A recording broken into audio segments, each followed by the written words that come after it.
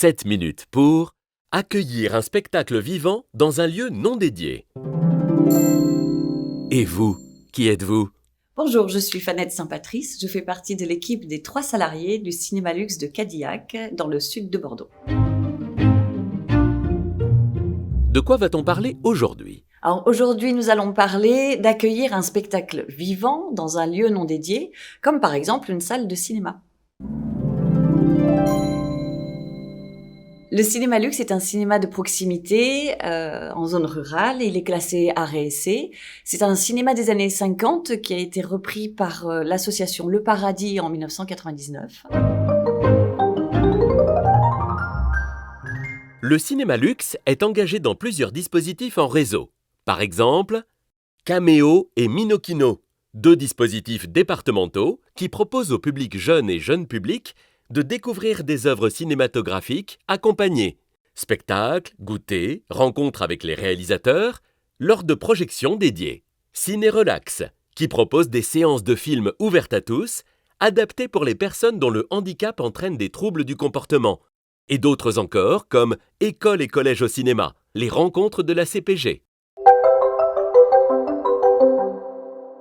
Donc notre mission principale, notre fer de lance, évidemment, c'est l'offre d'une belle programmation, l'accès à la culture pour tous.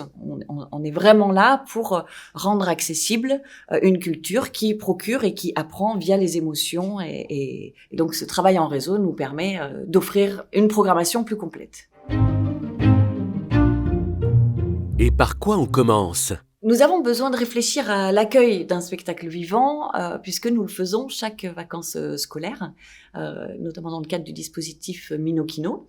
En termes de moyens techniques, nous ne sommes pas une salle de spectacle, et ce n'est pas le cœur de notre métier que de connaître cette régie spectacle. Donc c'est un travail dans lequel on apprend tous les jours. La deuxième étape est de communiquer très en amont avec notre propre équipe de l'association pour que nous soyons le plus près possible pour accueillir le jour J les spectateurs, certes, mais aussi les intervenants. Il y a des compagnies qui vont arriver avec une guitare et puis il y en a d'autres qui vont arriver avec des éventails, des arbres, des trucs.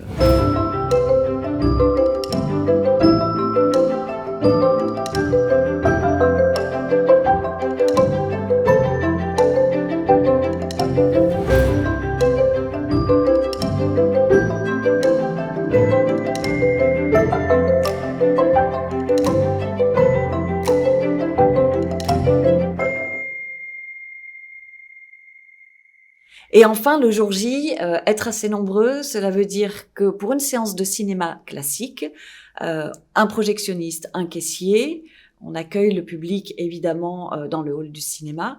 Là, quand on rajoute un spectacle, on accueille aussi les intervenants en même temps que, et c'est important, un certain nombre d'enfants de moins de 6 ans et donc souvent des centres de loisirs.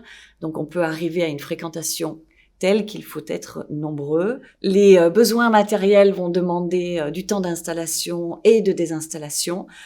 Donc il faut pouvoir être et en caisse, et en projection, et à l'accueil des intervenants et des compagnies.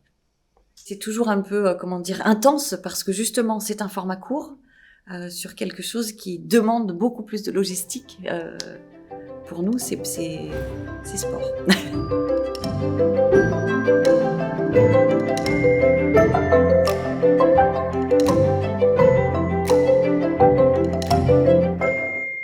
Trois conseils avant de se lancer ?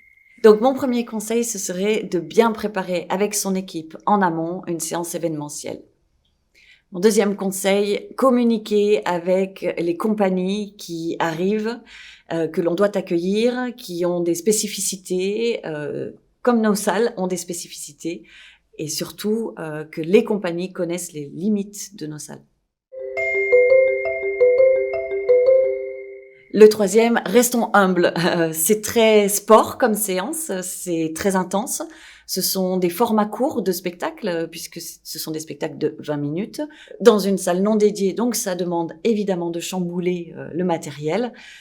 Mais concentrons-nous, c'est formidable, on reste sur de la découverte. Nous ne sommes pas là pour accueillir Roger Waters.